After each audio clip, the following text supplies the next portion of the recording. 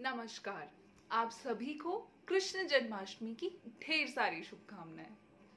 तो आज मैं आपको श्री कृष्ण की लीलाओं में से एक कथा सुनाने वाली हूँ।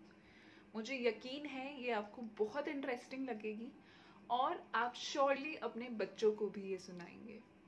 एक दिन हमारे कृष्णा और बलराम आपस में खेल रहे थे और माता यशोदा भी वहीं पे उपस्थित थी।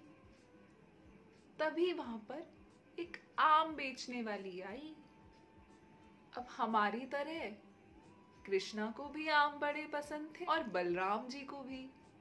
तो माता यशोदा ने उस आम वाली को अपने पास बुलाया। उसने अपनी आमों से भरी टोकरी नीचे रख दी और उसने कहा कि कितने आम लेंगी। तो माता यशोदा ने कहा, इन दोनों को जितने आम चाहिए इन्हें दे दीजिए, मैं आपको उन आमों के बदले गेहूं दे दूंगी। उसने कहा, ठीक है मैया, जैसा आप कहो। फिर माँ यशोदा घर से एक टोकरी गेहूं की भर लाई। अब कृष्ण जी तो बड़े नटखट थे, जाकर माँ के पीछे पड़ गए। माँ, गेहूं मैं दूंगा, गेहूं मैं दूंगा। और ऐसा कहते कहते अपनी मुट्ठी से उस टोकरी में से गेहूं भरने लग गए। अब जैसे ही कृष्णा ने गेहूं में मुट्ठी डाली तो सारे गेहूं नीचे गिर गए और थोड़े से गेहूं कृष्णा की छोटी छोटी मुट्ठियों में आ गए। अब कृष्णा बड़ा परेशान, उसकी आंखों में थोड़े से आंसू भी आ गए कि अब तो माँ बहुत डांटेगी। पर उस फल वाली ने कहा, कोई बात नहीं कान्हा, तुम मुझे इतने ही गेहूं दे दो, यही मेरे लिए बहुत है, और जितने चाहो मर्जी उतने आम ले लो। कृष्णा जी ने अपने दोनों हाथ आमों से भर लिए और बलराम जी ने भी, और दोनों खुशी खुशी उन आमों को खाने लगे।